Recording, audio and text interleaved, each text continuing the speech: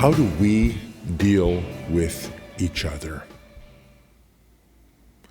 One of the things that ends up happening is based on how parents treat their children will grow up and expect those around them and others to treat them the way that their parents treated them.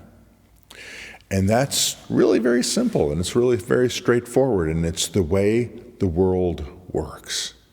And so if you have a child who grew up with attentive and loving parents, the child will expect that people will be attentive and loving to them around their areas of relationship. And if they deal with people who are cruel or people who are not forthright or straightforward or honest, it will truly cause a crisis for the adult who was treated really well as a child, because that's not in the area of expectation. Likewise, if you have a child who grows up with parents who are selfish, alcoholic, and who don't really care for their kids, you can have a situation going on where when they grow up and they're dealing with people in their adulthood, it is confusing to them when someone is kind and someone is caring and someone is selfless and someone is giving, because it's not what was expected. And you go, okay, Rabbi, why is this important for you to talk about today? The reason that this is important to talk about today is because there are a wide variety of people on the planet who are very different than your family of origin.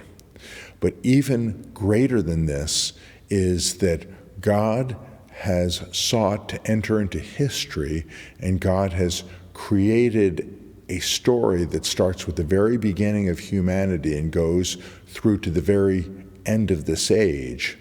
And God has his story told through many, many different authors, through many different generations, through many different peoples and very, very different groups. He goes through in a whole variety of ways, but he wants people to understand that who he is he's an individual who's far greater than us. He's an individual who's powerful, and he's also an individual who cares for humanity in such a fashion whereby we can trust him. Now, for someone who has parents, as I mentioned earlier, that are loving and that are caring and that take good care of their kids, the idea that there is a God who is loving and trustworthy is not going to be hard for them. But everybody has different circumstances. Everybody has different situations. And for people who were abused, who had to end up hiding themselves from parents, or for people who had very effective survival strategies in their childhood, the whole idea that you can open yourself up to the God who created all of this and that he's going to be trustworthy is just beyond their experience. So in terms of this, every so often there's points in Scripture where God makes a declaration of who he is.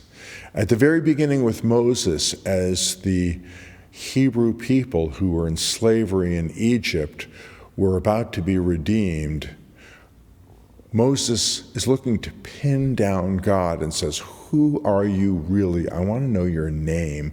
I want to know your character. I want to know what you're like, because the people that I'm going to, whom I proclaim God is going to rescue them, are going to end up saying, what is God's name? What is God's nature? And what can we know about this God who is intervening on our behalf? And so throughout biblical history, what you have is God is again and again moving through varied circumstances so that we will know who he is. And this is important, and this is key, and this is critical, and this is something that we need to know and we need to understand.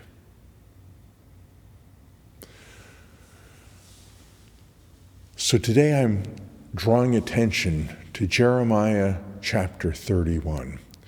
And in Jeremiah chapter 31, what we have here is we have God moving in a fashion where he says, I'm going to make myself known in the future. And what I have done up to present times has been good. And what I have done in the past is good. But God promises that in the future, you will not need people to teach others how to know God, because so great is going to be the work that God is going to know that all of God's people, from the very wisest, from the very greatest, and from the most powerful of his people, down to the least of his people in all of those categories and more, will know who God is, because he's going to reveal himself and he's going to make himself known.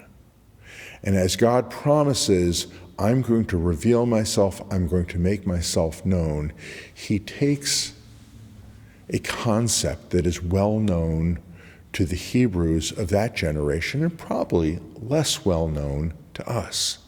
He takes the concept of covenant and he says, I am going to make a new covenant.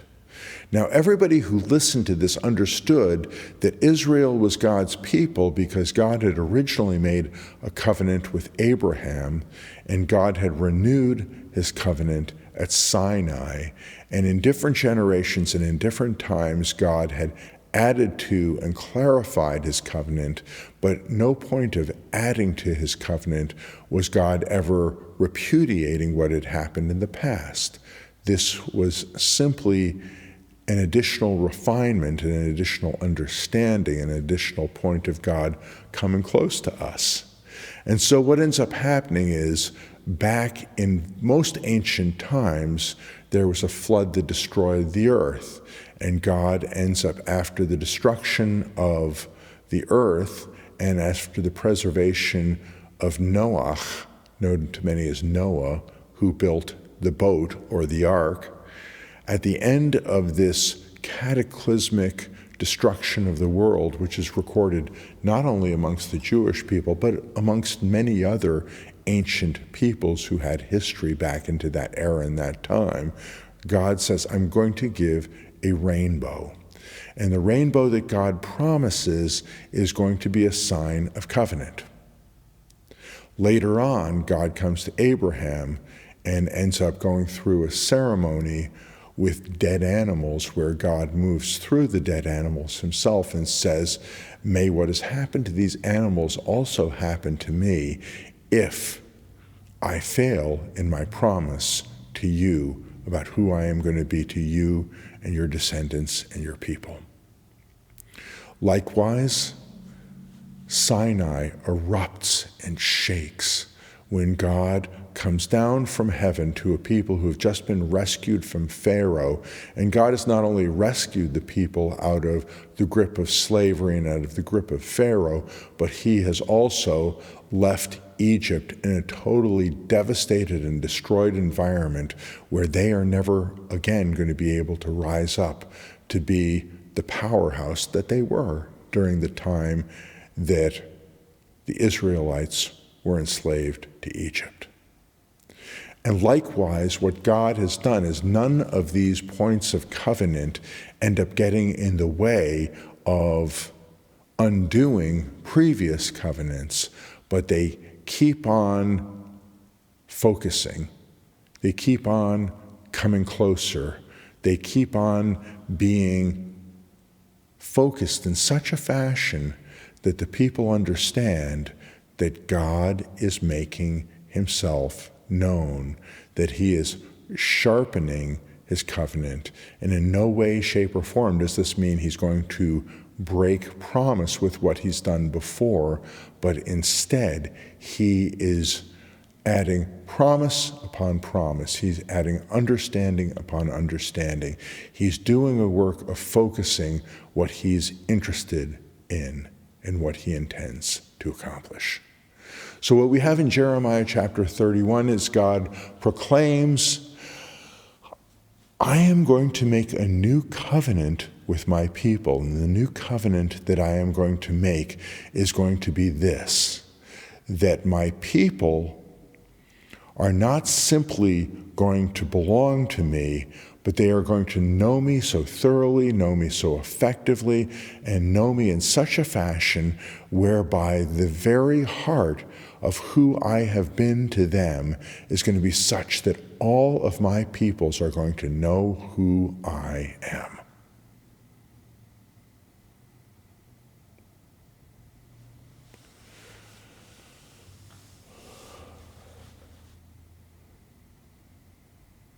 I really believe that what we have in the era and the time that we are in is that God has, through the Bible, and God has, through his work in history, and God has, through the giving of the atonement, the dealing with the sin that all people have, God has set up a system where you don't have to bear your sin. You don't have to go to a therapist. You don't have to go out there and hope that in some way, shape, or form you're not going to be held responsible for the wickedness that you know is truly yours. But instead, what is going to end up happening is that God is going to move in such a fashion whereby you're going to be cleansed, you're going to be purified, and even though your sin really was significant and was serious and has had ramifications and has had impact on those around you, what has happened instead is God has moved in human history in such a fashion where dealing with your sin has been removed from your personal responsibility, and instead God has dealt with it effectively, not minimizing the sin and not minimizing the harm and the destruction that you've done to others, but instead God has lifted it off of you, and God himself has dealt with the punishment and the destruction and the devastation and the impact that sin has had that you have caused. The truth is that God intended for humanity to be drawn back to himself. He intends for people to know who he is. He understands that his level of purity, his level of power, his level of omniscience, big theological word, by the way, but his wisdom, his understanding, his power, and how holy and how set apart he is entirely unlike us.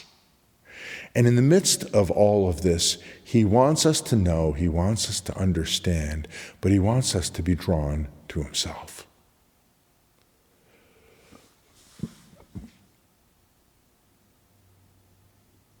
The promise biblically is that the people of God can really know who he is.